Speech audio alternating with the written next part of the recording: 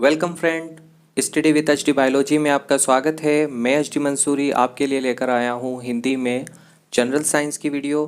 तो आज की इस वीडियो में हमारा टॉपिक है मानव नेत्र यानी ह्यूमन आई। तो हम मानव नेत्र के बारे में पढ़ें उससे पहले आपसे रिक्वेस्ट है कि अगर आपने अभी तक हमारे चैनल को सब्सक्राइब नहीं किया है तो आप पहले चैनल को सब्सक्राइब करें, साथ में बेल आइकन को दबाएं ताकि आगे आने वाली वीडियो की आपको नोटिफिकेशन मिल सके। तो अब हम शुरू करते हैं मानव नेत्र। हम मानव नेत्र के बारे में पढ़ें उससे पहले हमें तंत्रिका तंत्र के बारे में पता होना चाहिए। हमारा तंत्रिका तंत्र हमारे शरीर में नियंत्रण और समन्वय का कार्य करता है, लेकिन हमारा शरीर यह कार्य तभी कर सकता है जब बाहर से शरीर में मस्तिष्क और मेरुरज्जु तक सूचना पहुंचाई जाए। तो बाहर से जो भी सूचना हमारे मस्तिष्क और मेरुरज्जु तक आती है वो सूचनाएं हमारे संवेदी अंगों द्वारा तंत्रिकाओं की सहायता से मस्तिष्क और मेरुरज्जु तक पहुंचाए जाते हैं। इन संवेदी अंगों को हम ज्ञानेंद्रियां कहते हैं। मानव में 5 प्रकार की ज्ञानेंद्रियां पाई जाती है, यानी दर्शन ज्ञानेंद्रियां यानी दर्शनेंद्रियां, श्रवण ज्ञानेंद्रियां श्रवणेंद्रियां, इसी प्रकार स्पर्श ज्ञानेंद्रियां, स्वाद ज्ञानेंद्रियां और घ्राण ज्ञानेंद्रियां। तो मानव में 5 प्रकार की ज्ञानेंद्रियां पाई जाती है। तो दर्शन ज्ञानेंद्रियों या दर्शनेंद्रियों के रूप में मानव में एक जोड़ी नेत्र पाए जाते हैं। श्रवण ज्ञानेंद्रियों के रूप में मानव में एक जोड़ी कान पाए जाते हैं। स्पर्श के लिए हमारे अंदर त्वचा होती है, स्वाद के लिए हमारे अंदर जीभ होती है और घ्राण यानी सूंघने के लिए हमारे अंदर नाक पाई जाती है। तो 5 तरह से हमारे शरीर में सूचनाएं प्रवेश करती है, जिन सूचनाओं के विरुद्ध किसी प्रकार की प्रतिक्रिया की जाती है। तो ये सूचनाएं हमें देखकर, सुनकर, छूकर यानी स्पर्श से, चखकर स्वाद के रूप में और सूंघकर गंध के रूप में हमारे शरीर में प्रवेश करती है और मस्तिष्क और मेरुरज्जु इनके विरोध में कार्य करते हैं। तो इस वीडियो में हम केवल दर्शनेंद्रियों या नेत्र के बारे में पढ़ेंगे। तो सबसे पहली बात, दर्शनेंद्रियां या मानव के जो नेत्र हैं वो क्या है। तो मनुष्य में एक जोड़ी नेत्र पाए जाते हैं। ये संवेदी अंग के रूप में संवेदनाओं को ग्रहण कर हमें दृष्टि ज्ञान करवाते हैं, यानी इनकी सहायता से देखकर हमारे अंदर सूचनाएं पहुंचती है। नेत्र आकृति में करीब करीब गोलाकार होते हैं। यह सामने की तरफ से जरा सा उभरे हुए एक अस्थिल कोटर के भीतर मुक्त रूप से घूम सकते हैं। नेत्र एक खोखली गेंद की तरह होते हैं जिसके भीतर अनेक संरचनाएं होती है। तो हम मानव नेत्र के बारे में पढ़ें तो सबसे पहले हमें ये पता होना चाहिए कि मानव नेत्र के कौन कौन से भाग होते हैं। अधिकतर बुक्स में या अधिकतर जब हम स्कूल में पढ़ते हैं तो सामान्यतः हमें मानव नेत्र के भाग के रूप में यानी श्वेत पटल, दृष्टि पटल, रक्त पटल, मानव लेंस, इन्हीं सब चीज़ों के बारे में पढ़ाया जाता है। लेकिन वो सब हमारे नेत्र गोलक के भाग होते हैं, ना कि हमारे नेत्र के भाग होते हैं। तो अब हम देखते हैं कि हमारे नेत्र के क्या क्या भाग होते हैं। तो हमारे नेत्र का सबसे पहला जो भाग है वो है नेत्र कोटर। नेत्र में जो दूसरा भाग है वो है पलके और बोरानियाँ। तो ये पलके हैं और इन पलकों के ऊपर जो बाल पाए जाते हैं उन बालों को हम बोरानियाँ कहते हैं। तो ये पलके हमारी आँखों की सुरक्षा करती है। उसके बाद में फिर होती है नेत्र ग्रंथियाँ। नेत्र ग्रंथियों के बाद में नेत्र पेशियाँ और सबसे लास्ट में नेत्र गोलक। तो अब हम एक एक करके इन सभी नेत्र के भागों को पढ़ते हैं। तो सबसे पहला जो नेत्र का भाग है वो है आई सॉकेट या नेत्र गोलक। तो हमारे खोपड़ी के अंदर एक अस्थि से बना हुआ भाग होता है, इसी भाग को हम आई सॉकेट कहते हैं। तो इस आई सॉकेट में जो हमारा नेत्र गोलक है वो स्थित होता है और नेत्र पेशियों की सहायता से ये नेत्र गोलक इस नेत्र कोटर में गति करता है, यानी ये दाएं बाएं और ऊपर नीचे गति करता है। तो ये है हमारा नेत्र कोटर। नेत्र कोटर के बाद अब हम बात करते हैं हमारी पलके और बोरानियों की। तो पलक का अर्थ हमारी जो आँख की पुतली है, उस पुतली के ऊपर का जो भाग है या फिर हमारा जो नेत्र गोलक है, उस नेत्र गोलक में जो ऊपर का भाग है उसे हम पलक कहते हैं। और इस पलक पर या इन पलकों के किनारे पर जो बाल समान एक पंक्ति के रूप में जो बाल पाए जाते हैं उन बालों को हम बोरानियाँ कहते हैं। तो हमारी जो पलकें हैं ये वांछित और अनिच्छिक दोनों प्रकार की होती है। अगर हम चाहें तो हम अपनी इच्छा से पलकों को झपका सकते हैं, लेकिन एक निश्चित समय के बाद ये अपने आप ही झपकती है, यानी हम इन्हें बहुत लंबे टाइम तक बिना कोई गति करवाए हुए यानी बिना झपकाए हुए नहीं रख सकते हैं। तो ये थी हमारी पलकें। हमारी पलकों का प्रमुख काम हमारी आंखों की सुरक्षा करना होता है। उसके बाद में फिर हम बात करते हैं नेत्र ग्रंथियों की। तो हमारे नेत्र में मुख्य रूप से 3 प्रकार की ग्रंथियां पाई जाती है। सबसे पहली ग्रंथियों की हम बात करें तो सबसे पहली ग्रंथियां हैं मेबोमियन ग्रंथियां। तो मेबोमियन ग्रंथियां क्या होती है? तो हमारी आंखों की जो ये पलकें हैं, इन पलकों के पीछे की तरफ मेबोमियन ग्रंथियां होती है। इन मेबोमियन ग्रंथियों से श्लेष्मा निकलता है, यानी एक चिपचिपा तेलीय पदार्थ निकलता है। ये पदार्थ हमारे इस कॉर्निया को चिकना बनाने का काम करता है, क्योंकि लगातार हमारी जब पलकें बार बार हमारे यानी जब भी हम पलक को झपकाते हैं तो वो बार बार कॉर्निया के ऊपर नीचे होती है। इससे घर्षण पैदा होता है, और हम जानते हैं कि महंगे से महंगे जूते भी जब बार बार हम घर्षण करते हैं तो वो भी घिस जाते हैं। तो पलकें बार बार जब हमारी कॉर्निया पर घिसती है तो कॉर्निया को नुकसान हो सकता है, और इस नुकसान से बचाने के लिए यहाँ जो मेबोमियन ग्रंथियां हैं उनसे निकलने वाला जो स्राव है या जो तेलीय स्राव है वो कॉर्निया को चिकना बनाता है, जिससे जब पलक उठती है या पलक गिरती है तो किसी भी प्रकार का कोई अवरोध पैदा नहीं होता है। उसके बाद फिर दूसरी ग्रंथियां हैं मोल ग्रंथियां। मोल की ग्रंथियों को हम सीलियरी ग्रंथियां और जेस की ग्रंथियां भी कहते हैं। तो ये मोल ग्रंथियां क्या होती है? तो ये हमारी जो पलक है, इस पलक के ऊपर छोटे छोटे बाल पाए जाते हैं। इन बालों को हम बोरानियां कहते हैं। ये जो बोरानियां हैं, इन बोरानियों को चिकना बनाने के लिए जहाँ ये बोरानी अंदर इस पलक यानी ये पूरी पलक है तो ये इस पलक के अंदर तक धंसा हुआ होता है ये बाल। तो ये बाल जहाँ अंदर तक धंसा हुआ है, जहाँ अंत में इसकी पुट्टिका है, उस पुट्टिका में ये ग्रंथियाँ होती है, और इससे जो तेल युक्त द्रव निकलता है वो इस बोरानी की सुरक्षा करता है, यानी वो इस बोरानी को चिकना बनाता है। तो जो मेबोमियन ग्रंथि या मेबोमियन ग्रंथियां हैं, ये ग्रंथियां हमारे कॉर्निया को चिकना बनाती है, और जो मोल ग्रंथियां या सीलियरी ग्रंथियां हैं वो हमारी बोरानियों को चिकना बनाती है या बोरानियों को टूटने से बचाती है। उसके बाद में जो तीसरी अंतिम ग्रंथियां हैं, ये ग्रंथियां होती है आंसू की ग्रंथियां यानी अश्रु ग्रंथियां, जिनको हम लेक्राइमल ग्रंथियां कहते हैं। मानव की प्रत्येक आंख में 3 लेक्राइमल ग्रंथियां होती है। जो ये ग्रंथियां हैं, इन ग्रंथियों से एक नमकीन द्रव स्रावित होता है, और ये जो नमकीन द्रव स्रावित होता है इस द्रव को हम आंसू कहते हैं। और आंसू हमारी कॉर्निया को नम बनाता है और आंखों की सफाई करता है। एक एंजाइम है, इस एंजाइम का नाम है लाइसोजाइम। तो ये जो लाइसोजाइम एंजाइम है, ये एंजाइम हमारे आंसुओं में पाया जाता है, जो हमारी आंखों की जीवाणुओं से रक्षा करता है। तो ये थी हमारे नेत्र में पाई जाने वाली ग्रंथियां, जिसमें प्रथम मेबोमियन ग्रंथियां, दूसरी मोल ग्रंथियां यानी मेबोमियन ग्रंथियां जो कॉर्निया को चिकना बनाती है, मोल ग्रंथियां जो बोरानियों को चिकना बनाती है, लेक्राइमल या अश्रु ग्रंथियां यानी वो ग्रंथियां जो आंसुओं का स्त्रवण करती है और आंसू हमारी आंखों की रक्षा करते हैं। उसके बाद अब हम आगे बात करते हैं हमारे नेत्र की पेशियों की। तो जो हमारा नेत्र कोटर है, इस नेत्र कोटर में हमारा नेत्र गोलक है, और हम जानते हैं कि हम हमारे नेत्र गोलक को दाएं से बाएं, ऊपर से नीचे और इस प्रकार इधर से उधर यानी दोनों सभी तरह से हम इसे घुमा सकते हैं। तो हम अपने नेत्र कोटर में जो नेत्र गोलक को घुमा सकते हैं सभी दिशाओं में, वो हम नेत्र पेशियों की सहायता से करते हैं।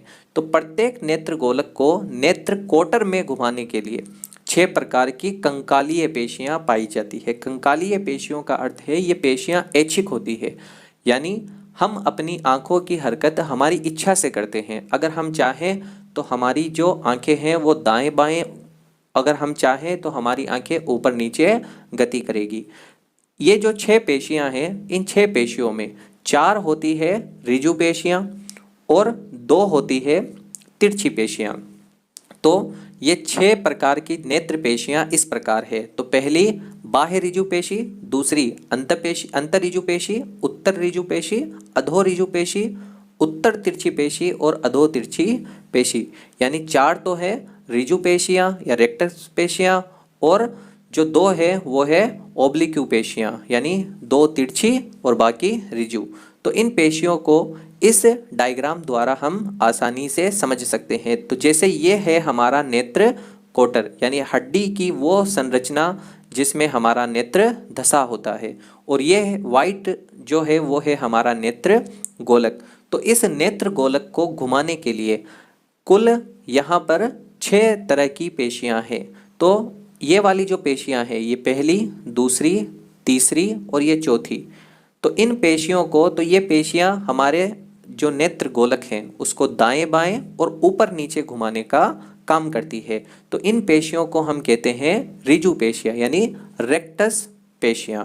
उसके बाद जो ये 2 पेशियां हैं, एक तो ये वाली पेशी और एक ये वाली पेशी, तो ये पेशियां क्या करती है, ये हमारे नेत्र गोलक को साइड में घुमाने का काम करती है। तो इस प्रकार हमारे नेत्र कोटर में नेत्र गोलक को घुमाने के लिए 6 तरह की पेशियां पाई जाती है। सभी पेशियां कंकालीय होती है, यानी इन पर हमारी इच्छा शक्ति का नियंत्रण होता है। उसके बाद अब हम आते हैं हमारे प्रमुख टॉपिक की ओर, वो है नेत्र गोलक। और सामान्यतः जब भी हम नेत्र के बारे में पढ़ते हैं तो हमें अधिकतर नेत्र गोलक के बारे में ही पढ़ाया जाता है। तो यह है नेत्र गोलक, यानी आँख का एक गोला जो हमारे नेत्र कोटर में स्थिर होता है। और नेत्र कोटर में हम पढ़ चुके हैं कि यानी रेक्टस या ऋजु पेशियां, तो 4 ऋजु पेशियां, एक 3 तो ये हो गई, एक इसके पीछे, और 2 होती है तिरछी पेशियां। तो एक तिरछी पेशी इधर, दूसरी तिरछी पेशी उधर। तो ये कुल मिलाकर 6 तरह की पेशियां इसे गति करवाती है। तो हमारा जो नेत्र की भित्ति या उसकी गोलाकार भाग है वो नेत्र गोलक कहलाता है। हमारे नेत्र गोलक का जो व्यास है वो लगभग 25 सेंटीमीटर होता है। अगर हम हमारे नेत्र गोलक को देखें तो हमारे नेत्र गोलक में 3 भाग होते हैं। पहला भाग होता है स्क्लेरा या श्वेत पटल, दूसरा जो भाग है वो कोरोइड या रक्त पटल, और तीसरा भाग है रेटिना या दृष्टि पटल। अभी अगर हम इस नेत्र को देखें तो अभी ये नेत्र का जो वाइट वाला भाग है वो इसकी सबसे ऊपर की परत है जिसे हम स्क्लेरा कहते हैं, और ये जो हमें नीला सा दिखाई दे रहा है ये भी स्क्लेरा ही है। क्यों? क्योंकि स्क्लेरा का जो आगे का भाग है वो थोड़ा उभरा हुआ और पारदर्शी होता है जिसे हम कॉर्निया कहते हैं।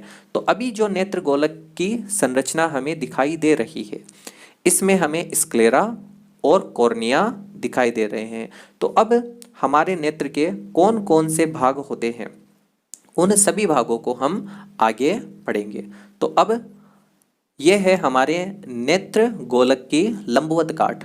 तो हम हमारे नेत्र गोलक की लंबवत काट देखें तो इसमें हमें ये भाग हैं वो दिखाई देते हैं। तो सबसे पहले हम देखें तो सबसे बाहर की जो परत है यानी जो सफ़ेद रंग की होती है, अभी इस डायग्राम में ये नीले रंग की दिखाई दे रही है, यह है श्वेत पटल।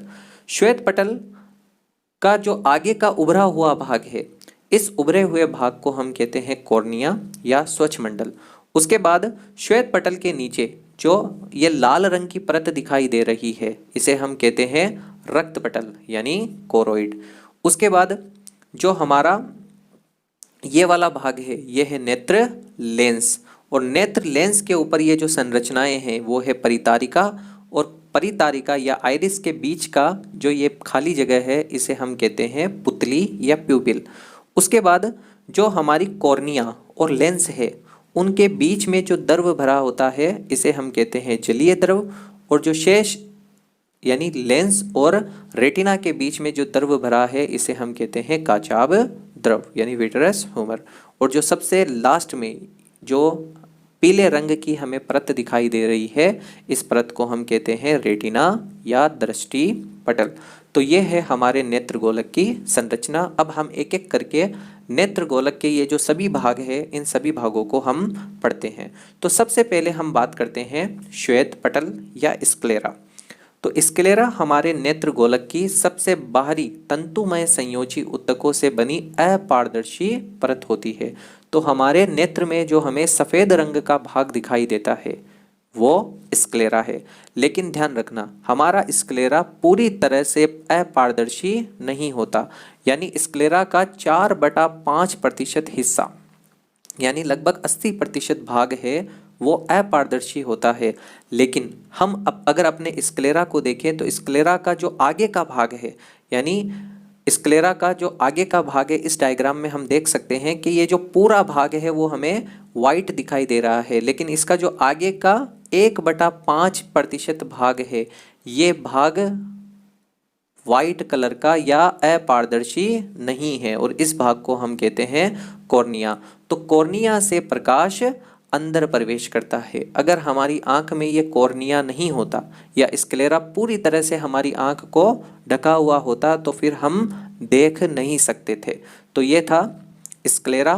तो स्क्लेरा के बारे में हम पढ़ चुके हैं, यानी हमारे नेत्र की या नेत्र गोलक की सबसे ऊपर की अपारदर्शी परत, जिसका आगे का उभरा हुआ भाग जो पारदर्शी होता है उसे हम कॉर्निया कहते हैं।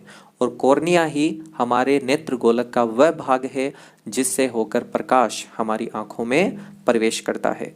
उसके बाद में नेक्स्ट हम बात करते हैं रक्त पटल। तो स्क्लेरा के नीचे और रेटिना के ऊपर जो परत पाई जाती है उसे हम कोरोइड कहते हैं। तो इसे कोरोइड भी कहते हैं।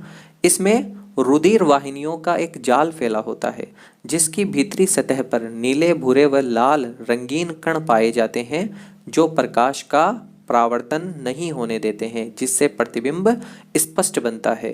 तो यह रेटिना के पीछे स्थित परत है। तो जैसे ही हमारी आंखों में प्रकाश प्रवेश करता है जो नेत्र लेंस द्वारा अपवर्तित होकर रेटिना पर पहुंचता है, तो रेटिना पर पहुंचने वाले जो अनावश्यक प्रकाश है उसको अवशोषित करने का काम हमारी कोरोइड करती है। कुछ जीव ऐसे होते हैं कि जिनमें रेटिना और कोरोइड के बीच में भी एक परत पाई जाती है जो प्रकाश को पुनः परावर्तित कर देती है। इसीलिए रात में उन जीवों की आंखें हमें चमकती हुई दिखाई देती है। जैसे रात को अगर हम किसी शेर को, बिल्ली को, तेंदुए को या चीते को देखें तो हमें उनकी आंखें चमकती हुई दिखाई देती है। इसका कारण क्या है कि उनका रक्त पटल पूरे प्रकाश को अवशोषित नहीं कर पाता, जिससे प्रकाश परावर्तित होकर उनकी आंखों से निकलता हुआ हमें प्रतीत होता है। उसके बाद नेक्स्ट हम बात करते हैं आइरिस या परितारिका की। तो ये है हमारा लेंस। तो लेंस के आगे की ओर जो पक्षमाभी पेशियां हैं या पेशियां हैं ये आगे तक बढ़ी हुई होती है, और इस बढ़ी हुई संरचना को हम आइरिस या परितारिका कहते हैं। और जो हमें आंखों के अलग अलग रंग दिखाई देते हैं, यानी किसी की आंखें काली होती है, किसी की आंखें भूरी होती है, किसी की आंखें नीली होती है, तो आंख में ये जो रंगीन भाग है वो रंगीन भाग आइरिस ही होता है। तो ये है आइरिस। तो लेंस के सामने की ओर काला, भूरा, नीला पर्दा आइरिस होता है, जिसमें वर्तुल यानी सर्कुलर और अरीय पेशियां पाई जाती है। वर्तुल पेशियां पुतली को संकरा बनाने और अरीय पेशियां पुतली को फैलाने का कार्य करती है। तो अब हम देखते हैं ये पुतली क्या होती है। तो पुतली या प्यूपिल यानी यह है लेंस। लेंस के आगे है आइरिस। तो आइरिस के बीच में जो खाली जगह बच जाती है जहाँ से प्रकाश लेंस में प्रवेश करता है, उस खाली जगह को हम पुतली या प्यूपिल कहते हैं। तो परितारिका के मध्य एक रिक्त स्थान होता है जहाँ से प्रकाश की किरणें नेत्र में प्रवेश करती है, पुतली कहलाता है। प्रकाश में पुतली का आकार छोटा तथा अंधकार में पुतली का आकार बड़ा हो जाता है। इसको फैलाने अथवा संकरा बनाने का कार्य परितारिका द्वारा होता है। तो पुतली का आकार जब हम तेज प्रकाश में हैं उस समय छोटा हो जाता है, और जब हम कम प्रकाश में हैं तो उस समय पुतली का आकार बड़ा हो जाता है। और पुतली का आकार छोटा या बड़ा होना हमारी परितारिका पर निर्भर करता है। तो इसको हम एक बार समझ लेते हैं। तो जैसे ये हमारी आँख है, तो ये जो हमें वाइट भाग हमें या सफ़ेद रंग का जो हमें ये भाग दिखाई दे रहा है ये भाग है स्क्लेरा, और स्क्लेरा का ये जो बीच में हमें भाग दिखाई दे रहा है ये है कॉर्निया। अब कॉर्निया में अगर हम पीछे की ओर जाएं तो कॉर्निया में ये जो हमें नीले रंग का भाग दिखाई दे रहा है जो किसी में काला होता है, किसी में भूरा होता है, इसी भाग को हम आइरिस या परितारिका कहते हैं। तो ये आइरिस है, इसकी पेशियां फैलती और सिकुड़ती रहती है, और आइरिस के जो बीच का ये खाली जगह है, इसी खाली जगह को हम पुतली कहते हैं, और इसी पुतली से प्रकाश अंदर की ओर प्रवेश करता है। अगर हम तेज प्रकाश में खड़े हैं तो बहुत ज़्यादा प्रकाश हमारी आंखों में जा रहा है, तो जो आइरिस है वो क्या करती है, सिकुड़ जाती है, और आइरिस के सिकुड़ने से जो हमारी पुतली है, सॉरी, आइरिस फैल जाती है जिससे पुतली सिकुड़ जाती है। इसी प्रकार जब हम कम प्रकाश में हैं तो कम प्रकाश में क्या होता है कि हमें आंखों में बहुत कम प्रकाश जा रहा है, तो आइरिस क्या करती है, आइरिस सिकुड़ जाती है, और आइरिस के सिकुड़ने से पुतली का आकार बड़ा हो जाता है, जिससे ज़्यादा से ज़्यादा प्रकाश हमारी आंखों में प्रवेश कर पाता है। इसीलिए जब हम अंधेरे में बैठे होते हैं और अचानक हम छत पर जाते हैं तो हमें कुछ देर के लिए अंधेरा लगता है, या हम जब ऊपर छत में हों और अचानक हम कमरे में आए तो हमें कुछ देर के लिए या कुछ क्षण के लिए हमें अंधेरा दिखाई देता है, तो ये आइरिस और पुतली के आकार में परिवर्तन के कारण ही ऐसा होता है। उसके बाद अब हम बात करते हैं नेत्र लेंस की। तो नेत्र के कॉर्निया भाग के पीछे की ओर, यानी नेत्र में जो कॉर्निया है उसके पीछे की ओर एक पारदर्शी लचीला जिलेटिन उत्तकों का बना एक उभयोत्तल लेंस पाया जाता है, जो किसी भी वस्तु का वास्तविक और उल्टा प्रतिबिंब रेटिना पर बनाता है। तो हमारी आंख में ये जो लेंस है, यही लेंस है जो हमारे आंख में आने वाली प्रकाश की किरणों को अपवर्तित करके उसका वास्तविक और उल्टा प्रतिबिंब हमारे रेटिना पर बनाता है, और इसी के कारण हम किसी भी वस्तु को देख पाते हैं। मोतियाबिंद नाम की बीमारी में यानी कैटरेक्ट में यही लेंस है वो दूधिया हो जाता है, जिसकी वजह से प्रकाश का पूर्ण रूप से अपवर्तन नहीं हो पाता है और हमें कोई भी वस्तु है वो स्पष्ट दिखाई नहीं देती है। उसके बाद हम नेक्स्ट बात करें पक्षमाभी पेशियों की। तो पक्षमाभी पेशियां, ये पेशियां अभिनेत्र लेंस को स्थिर रखने का कार्य करती है। तो जो हमारा लेंस है ये ऊपर नीचे से पक्षमाभी पेशियों यानी चारों तरफ से पक्षमाभी पेशियों द्वारा ही जुड़ा होता है। यही पेशियां हैं जो इस लेंस को अपनी जगह पर स्थिर बनाए रखती है। यह पेशियां निलंबन स्नायु के द्वारा अभिनेत्र लेंस से जुड़ी होती है। पक्षमाभी पेशियों में गति के कारण निलंबन स्नायु खिंचते हैं अथवा शिथिल होते हैं, जिससे अभिनेत्र लेंस का आकार नियंत्रित होता है। तो जो हमारा लेंस है वो फैलता और सिकुड़ता रहता है। क्यों? क्योंकि हमारी आंखों की एक समंजन क्षमता है। हमारी यही आंख किसी दूर रखी हुई वस्तु को देख लेती है और हमारी यही आंख किसी पास रखी वस्तु को देख पाती है। तो ऐसा हम इसलिए कर पाते हैं क्योंकि पक्षमापी पेशियों द्वारा जो हमारा लेंस है वो अपने आकार को बदल सकता है या नियंत्रित कर सकता है।